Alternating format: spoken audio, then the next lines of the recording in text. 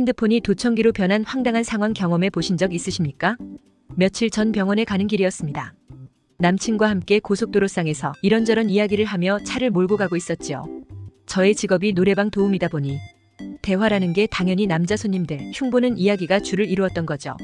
그리고 치료를 마치고 오늘은 술을 먹을 수 없기에 쉰다고 말할 겸해서 보도실장님께 전화를 했더니 첫 마디가 너 그 남자가 누구니? 하는 거였습니다. 깜짝 놀라 머뭇거리자 너희 둘이 내 이야기하며 험담하더라. 나를 동네 강아지 이름 부르듯 하고 말이야. 순간 당황하였고 앞이 깜깜해지는 거였습니다. 어찌 알았을까? 실장님, 죄송해요. 그런데요.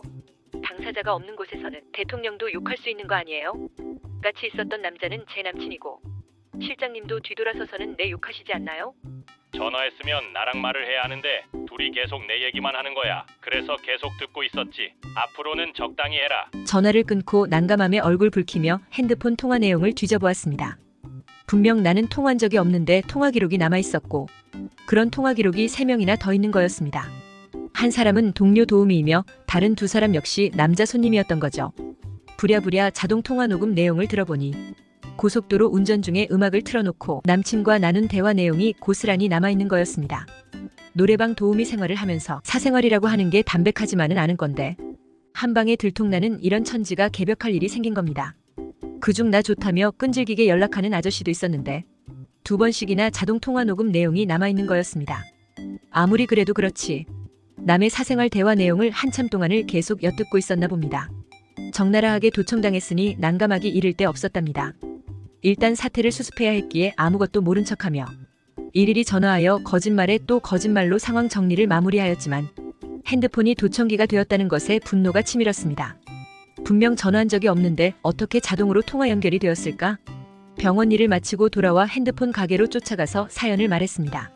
사장님, 저는 전화한 적이 없는데 상대방이 전화해서는 왜 자기와 통화하지 않고 다른 사람과 이상한 대화만 한다고 말하네요. 저의 사생활이 완전히 노출되고 말았어요. 그것도 4명씩이나요? 아니 그런 경우는 처음인데 핸드폰 이리 줘보세요. 한참을 뒤적이더니 고객님이 전화를 거신 것이 아니라 전화가 온 거예요. 즉 수신 전화예요. 아니 제가 전화를 했다고 하던데요. 사람은 거짓말을 해도 기계는 절대 거짓말을 안 하거든요. 그 4명의 통화 내용을 확인해 보세요. 웬걸 그 당시에는 흥분하여 보이지 않던 통화 기록에 선명하게 수신 통화라고 찍혀있는 거였습니다. 그러면 그 4사람이 내게 전화했고 내가 받지도 않았는데 자동으로 통화가 되었던 거죠. 당연히 나는 그런 상황을 몰랐고 상대는 여보세요 여보세요 하면서 수신된 대화 내용을 무슨 소리인가 하면서 궁금하여 모두 엿듣고 있었다는 결론입니다. 성질 같아서는 당장 핸드폰을 교체하고 싶었답니다. 문명이 발달하여 편리한 혜택을 누리고 있지만 그것이 때로는 개 목걸이가 되고 있었던 거죠. 무서워서 앞으로는 핸드폰을 냉장고에 넣어놓고 필요할 때만 사용하고 다시 얼른 넣고 해야 하는 건지 그렇게 별의별 생각을 다 하고 있는데 샤프하게 생기신 젊은 핸드폰 가게 사장님께서 일단은 이것이 원인인 듯 하다며 웃으면서 말씀하시는 겁니다. 통화 설정에서 자동 수신 기능이 있는데 어인일인지 제 전화기 통화 모드가 그렇게 설정이 돼 있다는 거였습니다. 그 기능을 사용하면 수신 전화를 2초 이내로 받지 않으면 2초 후 자동으로 통화 모드로 전환되는 기능이랍니다. 결국 상대와 전화 통화를 원치 않아도 통화 기능이 작동하면서 핸드폰이 그 순간은 도청기 역할이 돼버리는 거지요. 아닌 밤중에 홍두깨라더니 이게 무슨 말입니까? 생각해보니 그런 기능은 바쁜 영업사원들에게는 기묘한 기능인가는 모르지만 일반인에게는 황당할 수도 있다는 거죠. 이미 벌어진 일은 어쩔 수 없지만 해결되었으니 일단은 뒷골 당김이 사라지기는 했답니다.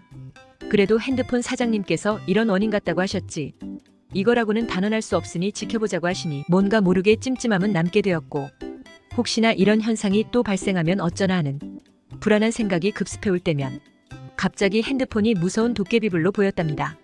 사실 보도실장님께서 먼저 지적해 주셨으니 그나마 다행이었고 그렇지 않았다면 멋모르고 오랜 시간 동안 사생활이 그대로 노출되는 난감한 상황을 혼자만 모르고 살았을 겁니다.